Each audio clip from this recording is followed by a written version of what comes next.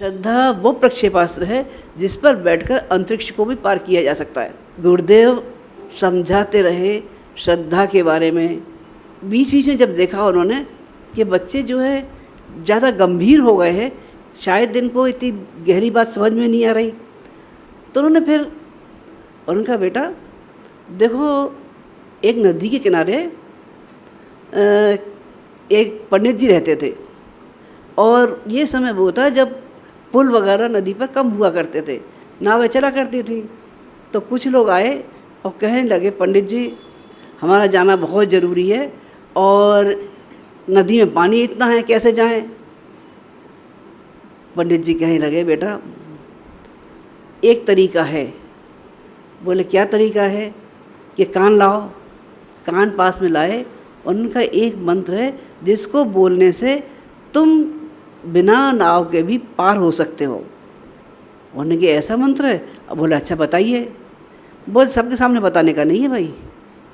बोले नहीं नहीं बताइए। तो उन्हें अच्छा देखो किसी को कहना मत। उन्हें कान में कहा कि देखो तुम राम राम कहो, आँख बंद करके पूरी श्रद्धा के साथ, और ये अपना फल दिखाएगी। उन लोगों ने आँख बंद करी और पूरी श्रद्धा के साथ राम राम राम करते करते नदी पर पैदल चल के निकल गए। वहाँ उनकी उसको काम साधना को, उनके मंत्र की सिद्धि को वो देख रहे थे कुछ मुसलमान भाई, और वो भागे भागे अपने मौलवी जी के पास गए। उनके मौलवी जी, क्या बात है, हिंदुओं का मंत्र इतना फलदायी, इतना सिद्धदायी कि वो तो मंत्र जपते ही नदी पार हो गए। बोले क्या है, मुसलमानों में नहीं कोई ऐसा? बोले वाह ऐसा कैसे, हमारा भी है। तो बोले लाओ तुम्हें बताते। तो उन्होंने उनके कान में धीरे से कहा कि तुम जो हो ये बोलो खुदा खुदा खुदा, और खुदा खुदा करते करते वो लोग भी पार हो गए। लेकिन वहाँ एक तीसरे सज्जन और थे। कैसे थे? ऐसे थे भाइयों बहनों जैसे हम और आप, महातिकड़मी। साधना के नाम पे उनके दिमाग में तिकड़म आई। उन्होंने सोचा राम राम कह के आधा घंटे में नदी पार, खुदा खुदा कह के आधा घंटे में फिर नदी पार। अगर इन दोनों को मिला दिया जाए, इन दोनों का मिक्सचर तैयार कर दिया जाए तो 15 मिनट में नदी पार। उन्होंने कही मिक्सचर तो तैयार हो गया, फार्मूला तैयार हो गया, लेकिन पहले प्रयोग कर लेना चाहिए, कहीं ऐसा न हो कि प्रयोग गड़बड़ हो जाए। अब वो प्रयोग करके जैसे ही आगे बढ़े, वो धप से नदी में डूब गए। गुरुदेव कहने लगे कि बच्चों, आज के आध्यात्म को लोगों ने यही कर रखा है। जो श्रद्धावान थे वो पार हो गए, जो श्रद्धा विहीन थे वो वहीं के वहीं डूब गए। अपनी श्रद्धा को बरकरार करोगे तो बहुत कुछ पा सकोगे। फिर उन्होंने एक कहानी और सुनाई।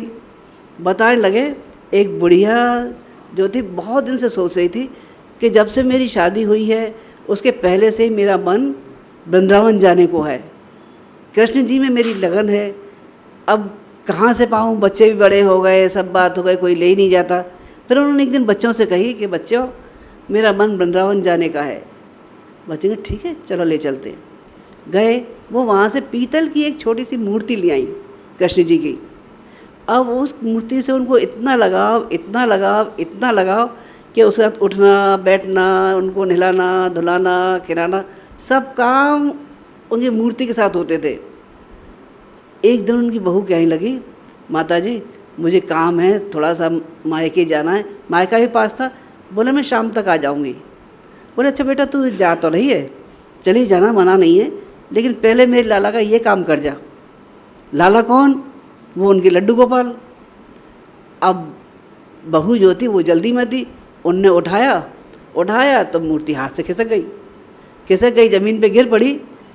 तो जोर जोर से चिल्लाने लगी, अरे मेरे लाला को चोट लग गई, अरे मेरे लाला को चोट लग गई, ये देखती नहीं है। अब बहू कहे माता जी पीतल की मूर्ति है, इसको कहाँ चोट लग गई? बोले नहीं तुम्हें दिखता नहीं है, मुझे दिख रहा है, मेरा लाला रो रहा है। सारे घर में हंगामा हो गया, बेटा इकट्ठा हो गया, मोहल्ला पड़ोसी इकट्ठे हो गए, सब इकट्ठे हो गए, लेकिन वो जो था उनका रोना बंद नहीं हुआ। फिर उन्हीं में एक कोई समझदार व्यक्ति थे, वो कहने लगे बेटा तुम्हारी माँ का भावनात्मक संबंध इनसे बहुत ज़्यादा है, तुम ऐसा करो किसी डॉक्टर को ले आओ, और डॉक्टर कह देगा तो ही शांत हो जाएगी। बेटा गया, पर मुश्किल ये है कि कोई डॉक्टर आने को तैयार नहीं। वो डॉक्टर ये सोचे घर में तमाशा हो रहा है, एक तमाशे में मैं दर्शक मैं ही बन जाऊंगा, करना तो कुछ है नहीं, कोई तैयार नहीं। फिर वो एक डॉक्टर से बोले तुम जितनी फ़ीस मांगोगे उतनी फ़ीस दे दूंगा, आप चलो। तो डॉक्टर तैयार हो गए। अब डॉक्टर जब तैयार हो गए, घर आए, उन्होंने पूछा माता जी क्या हो गया? बोले मेरे लाला को चोट लग गई। बोले अच्छा ठीक है देखते हैं। लाला को उन्होंने हाथ में उल्टा पुल्टा किया। बोले ठीक तो है? बोले नहीं डॉक्टर साहब, आपने ढंग से नहीं देखा, ढंग से देखो मेरे लाला को चोट लगी है। अब उन्हें उठा के इधर से उधर से सब, बोले आपने अपने डब्बे में से वो मशीन नहीं निकाली कान में सुनने वाली। अब डॉक्टर साहब यूँ हैरान, बुढ़िया है तो बड़ी तेज़, अगर इसके सामने अगर नहीं पूरी तरह से किया गया तो मानेगी नहीं। उनने क्या किया, डब्बे में से स्टेथोस्कोप निकाला और मूर्ति के उस पर रखना शुरू कर दिया, कभी हाथ पे रखे कभी पीठ पे रखे। बोले डॉक्टर साहब आपने छाती पे तो रखा ही नहीं। तो डॉक्टर साहब को मनी मन हंसी भी आई और वो भी सोचने लगे कि अब करूँ क्या। फिर उन्होंने वास्तव में वो स्टेथोस्कोप उस पीतल की मूर्ति की छाती पे रखा। छाती पे रखा तो डॉक्टर साहब को पसीना आ गया। वो ये सोचने लगे कि इस मूर्ति में वास्तव में इतने प्राण हैं कि इसका दिल धड़क रहा है। अब वहाँ से डॉक्टर साहब उठे और सीधे सारा सामान छोड़ के जाने लगे। बुढ़िया बोलने लगी डॉक्टर साहब आप कहाँ जा रहे हैं? तो डॉक्टर साहब ने कहा माता जी मैंने 9-10 साल की पढ़ाई में वो पढ़ाई नहीं पढ़ी जहाँ से आपने पढ़ी है। अब मैं वहाँ जा रहा हूँ जहाँ से आपने ये पढ़ाई पढ़ी है कि मूर्ति के अंदर भी धड़कन और प्राण पैदा हो सकते हैं। ये भावना का संचार कहाँ से होता है? श्रद्धा से।